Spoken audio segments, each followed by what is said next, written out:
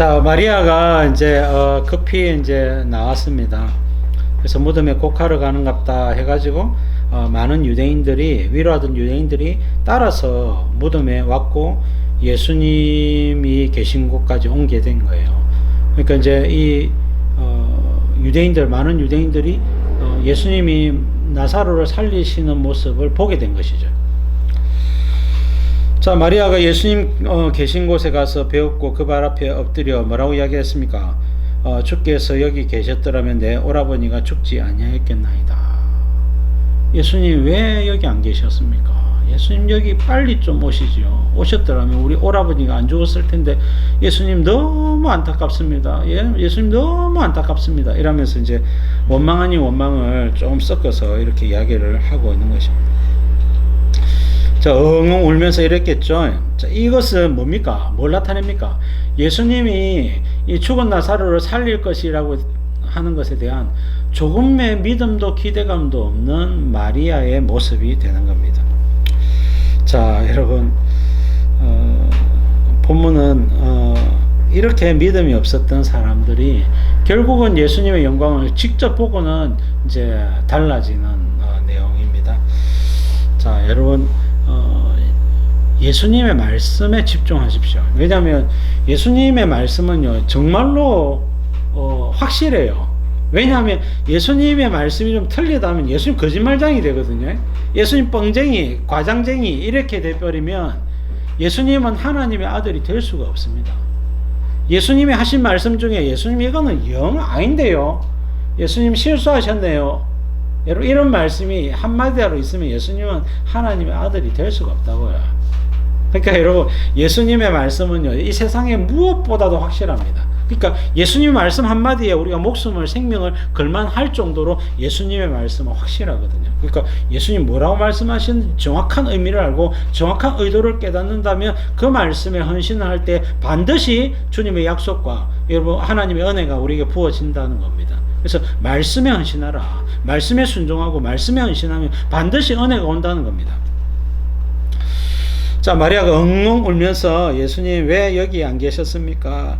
여기 계셨더라면 오라버니가 죽지 않았을 겁니다 라고 하면서 원망 섞어서 이제 이야기를 하는 거예요. 자, 그러니까 예수님이 이 마리아가 우는 모습, 또 오라버니가 죽지 아니하겠나이다 하고 원망 섞인 울음소리, 외침을 듣고서 예수님의 반응이 뭐냐? 33절이에요. 33절.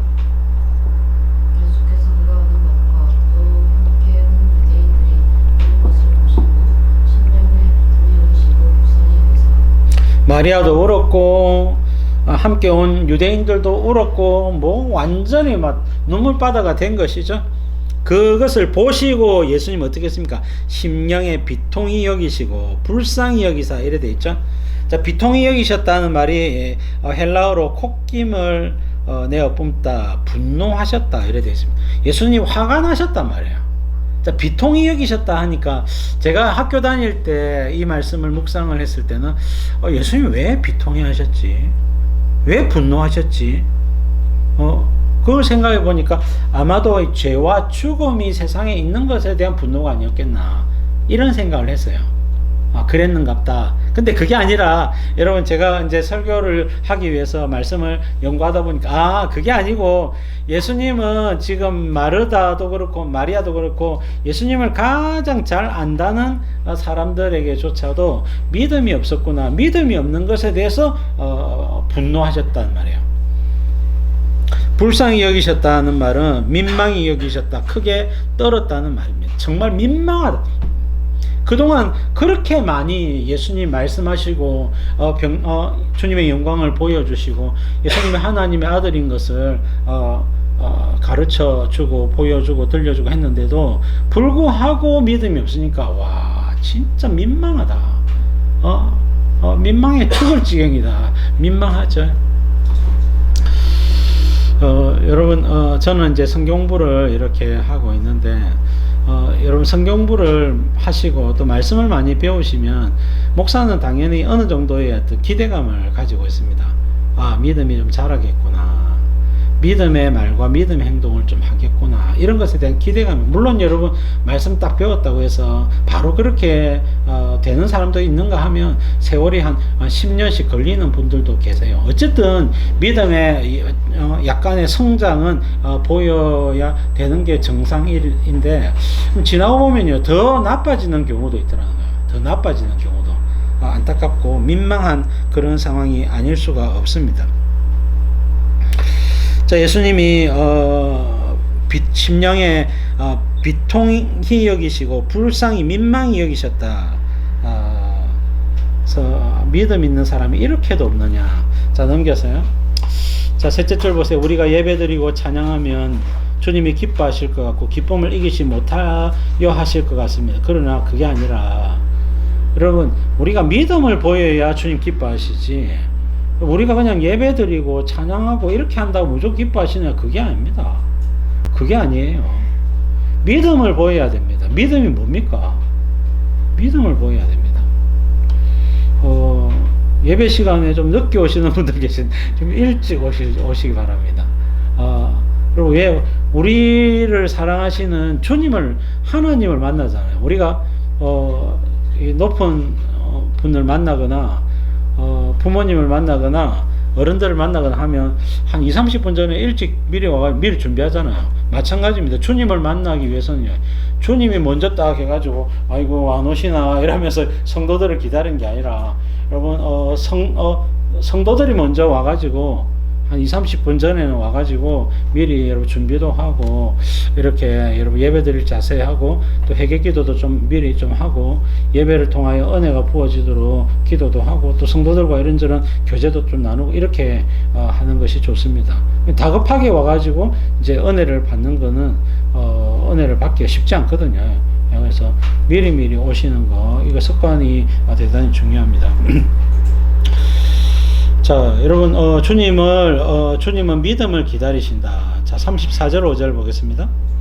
이르시되 그를 어디 두었느냐 이르되 주여 와서 보옵소서 하니 예수께서 눈물을 흘리시더라. 예. 자, 예수님이 눈물까지 흘리셨댔죠. 문맥상 뭡니까? 믿음이 없어서 눈물 흘리시는 거예요. 와, 예수님이 지금 이 사건 이후에 채 한 달이 지나지 않아서 십자가에 죽으시거든요. 곧 죽으신단 말이에요. 예수님 곧 십자가에 달려 죽으시는데 아직까지도 예수님이 어떤 분이신지 정확하게 알지 못하고 있는 제자들의 모습과 주변에 있는 사람들의 모습인 겁니다. 예수님 곧 부활성천에서 하늘로 가셔야 되는데 이렇게까지 믿음이 없다면 예수님의 십자가와 부활이 무슨 의미가 있을까? 자, 예수님이 눈물까지 흘리시는 모습 볼 수가 있습니다. 자, 여러분, 주님의 우리에게 어떤 기대감이 있죠? 기대감. 그 기대감을 충족시키는 우리의 모습이 될 수 있기를 바랍니다. 여러분, 저는 이제 목사죠, 목사여서, 자, 여러분, 많이 부족한데, 제가 이제, 새벽 기도의 의무를 이제 가져요. 저도 이제 한 번씩 결석도 하고 이렇게 하는데, 할 수 있는 대로 새벽 기도에 좀 오래 앉아 있으려고 해요. 그래서 오늘 아침에도 한 1시간 20분 정도 오늘 앉아 있었는데, 물론 여러분 오래 앉아 있는다고 능사는 아니지만은, 그래도 여러분 목사가 앉아 있으면 앉아 있는 만큼 또 기도하지 않습니까? 가만히. 저는 새벽 기도나 뭐 기도할 때 거의 자지 않습니다. 거의 자지 않거든요. 그래서 중얼중얼하고 혼자서 무슨 말이든지 주여라고 외치든지 뭐라도 말을 하려고 해요. 그렇게 하면서 이제 잠을 쫓기도 하고 이렇게 하는데, 여튼 이제 책임감 때문에 또 이렇게 앉아 있기도 하고 또 그렇게도 한데, 여튼 여러분, 주님이 목사라고 하는 이 직분 때문에 저에게 어떤 기대감이 있다면 그것에 대해서 조금이라도 주님의 기대에 부응하기 위해서 노력해야 되지 않느냐, 그런 생각이 좀 들더라고요. 마찬가지로 우리가 예수님의 제자고 성도라면, 여러분, 주님이 우리 각자에게 어떤 기대감이 있다면 그 기대감에 좀 부응하기 위한 우리의 순수한 노력, 순수한 어떤 역할, 그런 모습들 주님 앞에 나아가야 되겠습니다. 디모데후서 4장 6절 보니까 전제와 같이 내가 벌써 부어지고 나의 떠날 시각이 가까웠도다. 전제는 화목제 드릴 때 마지막 포도주를 붓는 제사입니다. 포도주를 부었단 말은 포도주는 피를 상징하거든요. 내 피를 다 쏟았단 말이에요. 이것은 이게 이제 끝났다는 겁니다. 이 사람의 생명과 이 사람의 역할이 끝났다는 거예요. 그래서 전제와 같이 내가 벌써 부어지고 바울이 사도로서의 역할이 끝났다는 겁니다. 그래서 나의 떠날 시각이 가까웠다. 죽을 때 가까이 왔다는 거죠. 지금까지 나는 선한 싸움을 싸우고 나의 달려갈 길을 마치고 믿음을 지켰으니 이제후로는 나를 위하여 의의 면류관이 예비되었으므로 주 곧 의로우신 재판장이 그날에 내게 주실 것이며 내게만 아니라 주의 나타나심을 사모하는 모든 자에게는지라. 바울은 의의 면류관에 대한 기대감을 가지고 있었어요. 이것은 여러분 주님의 뜻에 부응하고자 하는 삶이 있었기 때문에 이런 기대감이 있는 것입니다. 마찬가지로 여러분 우리가 이 땅을 살아가면서 좀 부족하지만 주님의 기대에 부응하고자 한다면 주님을 향한 신실한 믿음을 가지기 위해서 노력한다면 반드시 여러분 주님이 우시거나 이렇게 우시는 것이 아니라 주님이 기뻐하시겠죠. 고생 많았다. 정말로 내가 너를 볼 때마다 마음이 정말 흐뭇했던 적이 한두 번이 아니다. 고맙다. 내가 보이지도 않고 잘 들리지도 않음에도 불구하고 십자가 사랑과 말씀을 의지해서 지금까지도 신실하게 내 믿음을 지키려고 하는 모습을 내가 보았다 하면서 예수님이 우리를 기뻐하시고 우리를 즐거워하는 그런 모습이 있기를 바랍니다. 자, 36절 9절 보겠습니다.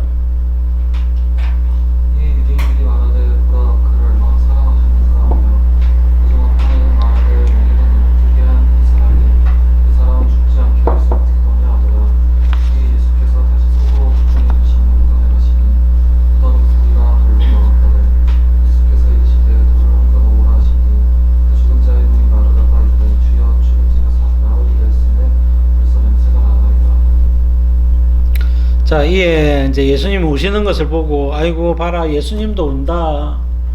많이 사랑했는갑다. 이러면서 사람들이 예수님이 사랑해서 운 줄로 슬퍼서 우는 줄로 생각하는데 예수님은 슬퍼서 우는 것이 아니라 사람들에게 믿음이 없어서 우시는 거예요. 왜? 슬프지 않습니다. 예수님께는. 예수님은 왜? 나사로는 죽은 게 아닙니다. 예수님께는 잠자고 있는 거예요. 나사로는 곧 살아날 사람, 곧 살아나는데 왜 옵니까? 곧 살아나는데 예수님이 곧 살리실 것인데 왜 옵니까? 지금 이날 여러분 살아나가지고 바로 여러분 저녁에 잔치하고 난리도 아닙니다. 근데 왜 오냐고요? 올 일이 없는 겁니다. 근데 예수님이 지금 우시는 것은 나사로가 죽어서 슬퍼서 우시는 것이 아니라 여러분 사람들 중에 믿음이 없어서 우시는 거예요. 가장 가까이 있는 사람들조차도 믿음이 없어서 우시는 겁니다. 사랑하는 여러분, 예수님의 눈에 눈물을 흘리게 하는 그런 제자가 아니라 우리가 믿음을 보여서 예수님을 웃게 만드실 수 있고 흐뭇해 하시는 예수의 모습을 볼 수 있기를 바랍니다. 자, 40절 말씀. 계속해서 이르시되 내 말이 네가 믿으면 하나님의 영광을 보리라 하지 아니하였느냐 하시니. 예, 예수님께서 눈물을 흘리시고 다시 38절 비통히 여기시고 분노하셨다 그랬죠? 자, 그리고 39절 주여 죽은 지 나흘이나 되었음에 벌써 냄새가 나나이다 하고 마르다가 또 믿음 없는 소리를 하니까 예수님께서 이야기하면서 네가 내 말이 내가 지금까지 계속 몇 번이나 강조하는 말이 네가 믿으면 하나님의 영광을 보리라고 하지 아니하였느냐. 예수님 그렇게 말씀하시면서 믿음을 촉구하고 있는 모습입니다. 예수님은요 믿음을 요구하세요. 자, 여러분, 근데 예수님이 요구하시는 믿음의 성격을 보세요. 예수님은 지금 부활을 한 번도 본 적이 없는 사람들에게 부활을 요구하고 있습니다. 자, 여러분, 이거는 응용이거든요, 응용. 또 예수님이 지금 나인성 과부의 아들을 살렸다는 것은 당연히 여러분 소식을 들었을 거예요. 야이로의 딸을 살린 것에 대해서는 지금은 아무에게도 이야기하지 말라 해서 이야기 안 했을 수도 있지만 이미 공생의 말미이기 때문에 이미 이것도 이 사건도 사람들이 다 알려졌을 겁니다. 그리고 구약성경에 보면 죽음을 맛보지 않고 에녹이 하늘로 올려진 것이나 엘리야도 마찬가지고 엘리야가 사르밧 과부의 아들을 살린 것이나 엘리사가 수넴 여자의 아들을 살린 것이나 틀림없이 구약 성경에도 부활의 영광이 있거든요. 에스겔 37장 마른 뼈를 살리시는 주님의 말씀 있잖아요. 예? 그리고 여러분 창세기 2장에도 보면 아담을 지으실 때 흙으로 사람을 먼저 지으시고 그 다음에 여러분 사람을 먼저 지은 거 뭡니까? 이거는 뭐 죽은 것이나 다름없죠. 생기가 없는 죽은 것이잖아요. 근데 여러분 이 몸에다가 생기를 불어넣으셨던 예수님의 모습, 예수님이 다 지으셨거든요. 그래서 여러분 생기를 불어넣으시는 예수님처럼 예수님은 지금도 말씀으로 사람을 살리시는 영광의 하나님이신 것을 믿어야 되는데 이걸 믿지 못하고 있는 겁니다. 자, 여러분 예수님이 모든 만물을 지으셨다 그래서요. 예수님은 이 우주 밖에서요, 그 우주와 함께 우주를 지으셨어요. 우주 모든 별들을 다 예수님 말씀 한마디로 지으셨다고요. 그리고 여러분 첫째 날부터 여섯째 날까지 만물을 질서 있게 질서를 나누시고 만물을 다 창조하셨단 말입니다. 근데 그 그리고 여러분 아담을 사람을 두시고 모든 만물, 새와 뭐 동물들과 물고기와 모든 만물들을 지으시고 거기에 생명을 다 부여하신 그 예수님께서 지금 나사로를 왜 못 살리겠냐면 예수님의 정체성을 정확하게 모르고 있는 겁니다. 그리고 예수님을 안 믿고 있단 말이에요. 예수님이 이것을 믿게 하기 위해서 공생애 동안 계속해서 영광을 보여주고 최소한 다른 사람은 몰라도 우리는 알았다. 예수님 누군지 알았다. 예수님 말씀을 듣고 또 듣고 수십 차례 수백 차례 들어보니까 이제 알았다. 예수님은 하나님의 아들이요 만물을 지으신 창조주 하나님이다. 예수님은 죽은 자도 살리고 예수님은 할 수 없는 일이 아무것도 없다 하는 것을 그것을 믿는 자가 한 명은 있어야 되는 겁니다. 한 명도 없더란 말이에요. 예수님 비통해 하시고 우시고 부들부들 떠시고 예수님 이렇게 하고 돌을 옮겨 놓으라. 이제 부활의 영광을 보여주려고 돌을 옮겨 놓으라. 주여 죽은 지 나흘이나 되었으면 벌써 냄새가 나고 있는데 주님 뭐 때문에 번거롭게 돌을 옮기시려 하십니까? 주님 그만하시죠. 믿음 없는 이야기 하니까 예수님이 내 말이 내가 지금까지 했던 말이 믿으면 하나님의 영광을 보리라고 하지 않았냐고 몇 번을 말하냐고 예수님 그렇게 말씀을 하고 있는 것입니다.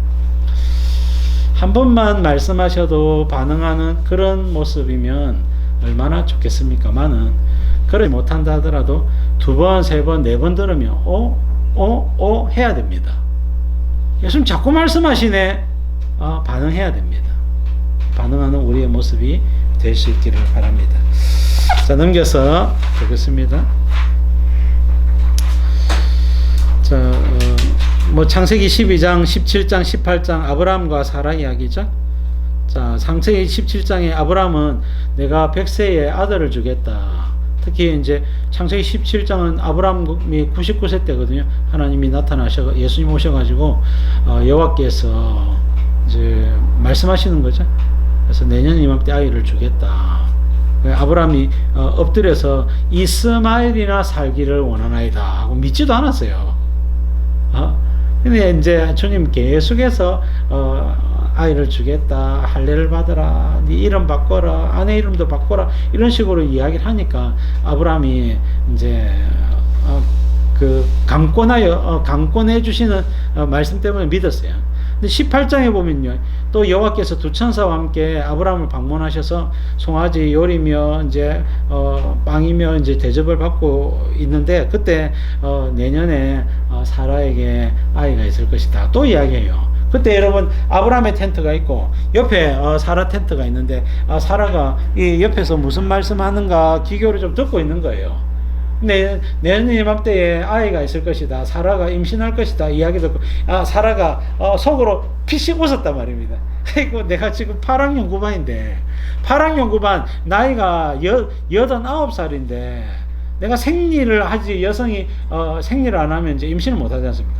생리를 안 한 지가 지금 20년 30년인데 무슨 내가 아이를 낳느냐고 이거는 말이 안 됐다. 그래서 사라가 피식 웃었더니 사라가 왜 웃느냐, 왜 믿지 못하느냐라고 주님이 말씀하시는 내용입니다. 여러분, 위에서 8번째 줄 보세요. 믿음이 중요합니다. 믿는 대로 되고요. 예수쟁이들은 믿으면 안 되는 것이 없고 안 믿으면 되는 일이 없어요. 자, 주님이 믿음을 요구하시기 때문에 그래요. 우리는 이 신앙생활을 하면서 그냥 이성적으로, 합리적으로, 논리적으로 믿기 위해서 교회를 다니는 게 아닙니다. 여러분, 하나님의 세계는요, 보이지 않는 여러분 영적인 내용들이 너무나 많고, 그 중에 우리가 믿는 것은 영적인 요소들을 믿는다기보다는 하나님의 말씀이 이루어지고 성취될 것을 믿는 거예요. 이 성경은요, 모든 말씀이 다 예언의 말씀입니다. 예언의 말씀이고, 이렇게 되리라, 이렇게 되리라, 이렇게 되리라 하는 그런 말씀이, 예수님을 믿으면 부활도 하고 천국도 가고 영생도 보고 될 것을 믿으라는 이야기입니다. 앞으로 종말이 되면 이렇게 될 것을 믿으라는 이야기입니다. 뿐만 아니라 지금도 우리가 믿으면 하나님의 영광을 각자가 보게 된다고 이야기를 합니다. 그러면 우리가 모든 상황, 모든 숙제, 모든 문제를 접근할 때에 어떤 방식으로 해야 되느냐, 믿음의 방식으로 접근하는 게 대단히 중요해요. 근데 믿음의 방식을 응용하거나 적용하지 못하고 그냥 논리적이고 이성적이고 합리적인 요소만 가지고 믿으려고 하니까 하나님이 역사를 안 하시는 거예요. 왜? 주님은 믿음에 반응하시기 때문에. 그럼 주님이 이성적이고 논리적이고 합리적인 요소 당연히 일반 은총적으로 은혜를 주십니다. 그러나 여러분, 우리는 주님의 말씀이 여러분 이루어지고 성취되는 것을 믿는 거예요. 그래서 여러분, 주님을 향한 이 믿음을 키워나갈 수 있기를 바라고, 특별히 여러분, 이 믿음은요, 말씀을 믿는 것입니다. 말씀이 이루어지고 성취될 것을 믿는 것입니다. 그런 믿음이 우리 가운데 있기를 바랍니다. 자, 그 다음은 다 넘어가고요. 그 다음은 다 에녹이, 자, 위에 보시면 히브리서 11장 5절 6절 나오는데, 믿음으로 에녹은 죽음을 보지 않고 옮겨졌으니 하나님이 그를 옮기심으로 다시 보이지 아니하였더라 그랬죠. 자, 그때 이 에녹에 대한 이야기를 하면서 믿음이 없이는 하나님을 기쁘시게 하지 못하나니 하나님께 나가는 자는 반드시 그가 계신 것과 또한 그가 자기를 찾는 자들에게 상 주시심을 믿어야 할지니라 그랬죠. 자, 에녹의 믿음을 설명하는 거예요. 에녹은 두 가지 믿음이 있었다. 첫 번째는 하나님이 계시다는 걸 믿었다는 겁니다. 자, 에녹은 유다서 1장 14절에 보니까 에녹은 어느 날 환상을 봤죠. 에녹이 외경에 보면요, 에녹서라고 하는 서가 있는데, 에녹서 외경의 위경이죠. 위경. 괴팍한 이야기도 좀 있어요. 천사가 여자와 임신을 하고 이런 이야기도 있고요. 여자가 임신하고 이런 이야기가 있고, 말이 안 되는 소리가 있는데, 근데 에녹에 대한 사실은요, 그거는 맞단 말입니다. 그건 진리. 에녹에 대해서 이야기하면서 에녹이 어느 날 천군천사들이, 하나님이 천군천사들을 데리고 이 땅에 강림하는 모습을 봤어요. 그래서 주님 왜 강림하십니까?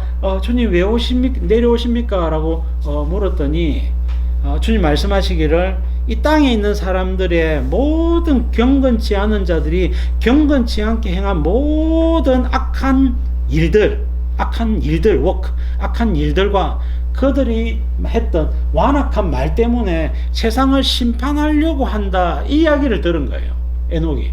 그걸 듣고 나서 에녹이 멘붕했습니다. 지금까지는 하나님을 그냥 아버지 하나님, 할아버지 하나님, 아담의 하나님 이 정도로만 믿었단 말이에요. 근데 에녹이 이때부터 하나님 정말로 살아계신 하나님이구나, 하나님이 계시는 것을 믿었고, 그리고 에녹이 하나님을 찾는 자들에게 상 주시는 이심을 믿었다. 그때부터 에녹은 300년 동안 하나님과 동행하며 살았다. 그리고 동행하며 살았단 말은 말씀에 순종하며 살았다는 거예요. 말씀에 순종하면 이 말씀은요, 항상 뭐가 있다고요? 명령의 요소와 약속의 요소가 함께 연결되어 있어서, 명령의 요소에 순종하면 약속의 요소가 성취된다. 약속의 요소는 우리에게 은혜와 복으로 찾아오거든요. 그래서 명령의 요소에 순종하면 약속의 요소가 따라온다. 예를 들면 너희는 먼저 그의 나라와 그의 의를 구하라. 그리하면 이 모든 것을 너희에게 더하시리라. 그의 나라와 그의 의를 구하면 물질의 복을 주겠다는 겁니다.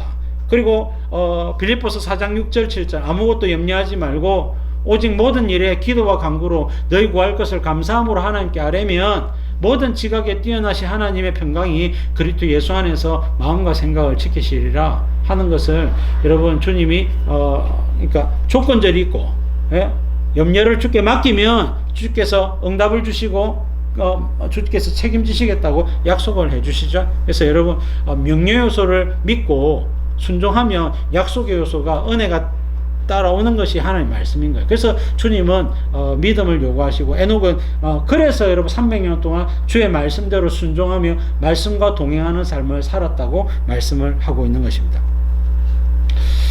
여러분 그 다음 문단 주님의 흐르는 눈물은 성도들이 믿음 없을 때 흘러내렸고 주님의 분노는 믿음이 없을 때 분노하셨습니다. 그러니까 믿음 없는 성도, 믿음 없는 교회를 볼 때 주님이 우시고 분노하시는 겁니다. 억장 무너지는 눈물을 누가 감격과 기쁨의 눈물로 바꾸어 줄 것이냐, 그런 성도를 찾고 기다리고 계시는 거예요.